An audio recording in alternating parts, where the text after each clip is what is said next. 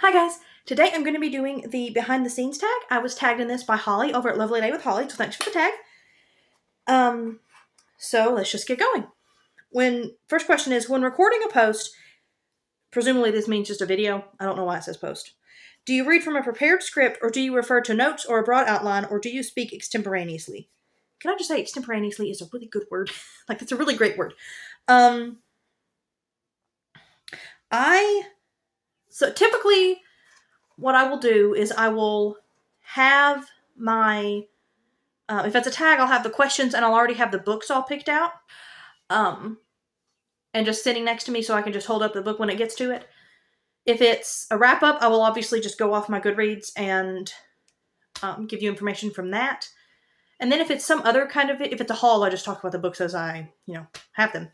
And then if it's any other kind of video, I do usually have the books kind of stacked up next to me or whatever, if I'm talking about specific books, but I don't have an actual script. One could say, I guess, I'm using notes or a broad outline, I guess. It's kind of how I did things in college when I had presentations. I did not have written script or anything. I just used the PowerPoint, honestly, as my notes, and I just went off of the PowerPoint that I was using. So, do you edit before you post, deleting hems and haws, misspeaks, mispronunciations, and other common speaking foibles? Do you remove things you didn't mean to say, or off-topic thoughts or comments you think might be misunderstood? Somewhat. I don't remove all the ums and stuff, as you can tell because I was about to say there you go. I just said I do remove things if I think I didn't word it right, and what I'll do is I'll just, in the clip, I will just stop and re-say the thing. Again, there's an but yeah, I don't remove off-topic thoughts. Y'all get off-topic thoughts a lot from me, I think. Yeah.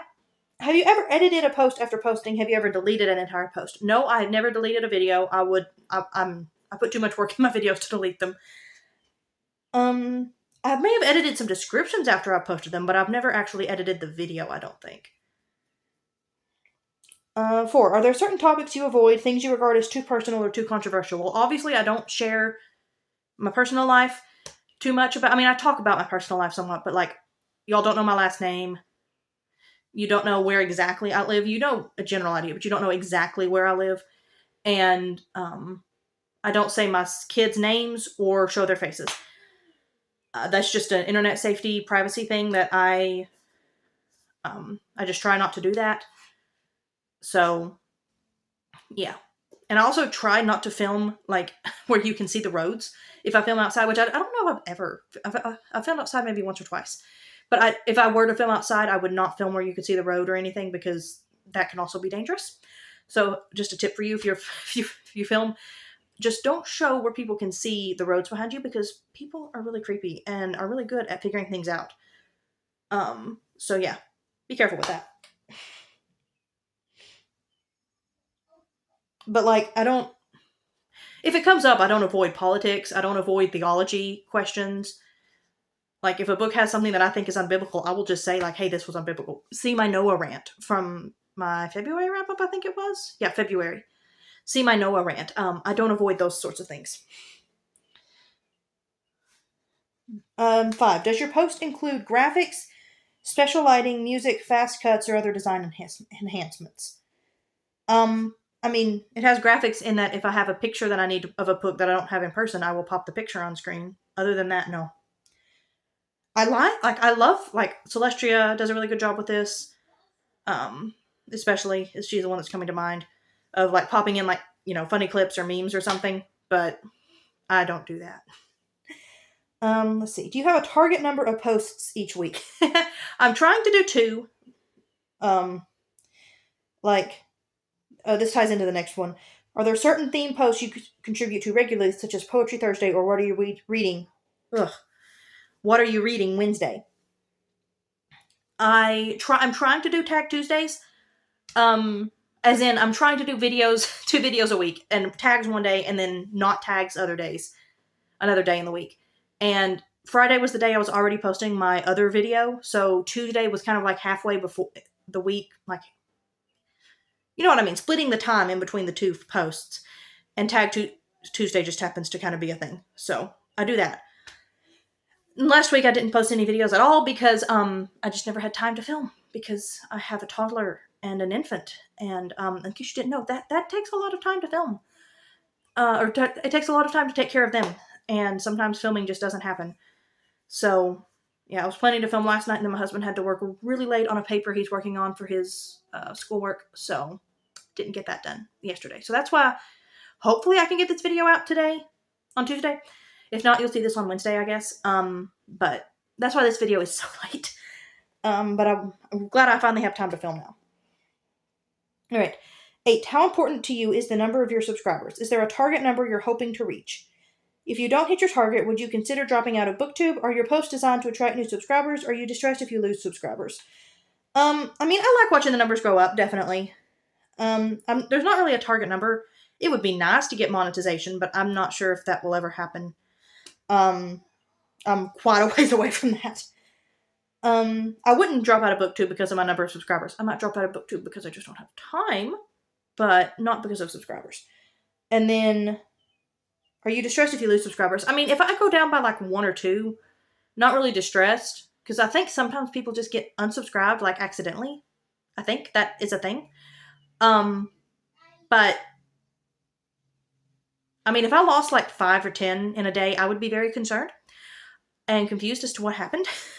But yeah, so only if I had like a huge drop off, and only then specifically if I had just posted a video that had something controversial. And even then, if it has something controversial, it's probably something that I stand by anyways. And so if I lose subscribers, I lose subscribers. Like, I'm not going to just, not talk about things that I believe just because I'll lose subscribers for it. All right. 9. Do you always respond when tagged? Pretty much, yeah. I think I've gotten all the ones that I've been tagged in lately. Like that I've been tagged in that I know of. I think this is the only one that I haven't done yet. If you've tagged me and I haven't done it, let me know. There is one that I do need to go back and do. I'm not sure if it counts as like I was tagged, but I was tagged like in the description I was tagged, but I don't know if she specifically tagged me in the video, if that makes any sense. So I may go back and do that one. 10. Do you respond to viewers' comments? Yes, I do. Are your responses lengthy or only a thumbs up or down? I feel like there's a middle ground between lengthy and a thumbs up or down. I pretty much will always like, heart, and reply to a comment. Unless it's a reply to a reply. Like if I reply to somebody and then they reply back to me and I don't see anything else that I need to say, I don't reply to that all the time. But, yeah. So they're not necessarily long responses that I give, but I do more than a thumbs up or thumbs down. And then, have you ever blocked anyone from viewing or commenting on your posts? No. I have deleted one comment. Let's see. Let me actually.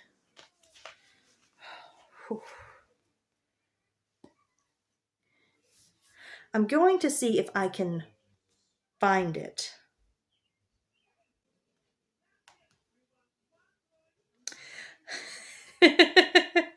Somebody just commented on one of my videos, ban Christian books, and I think I just deleted it. Yeah. I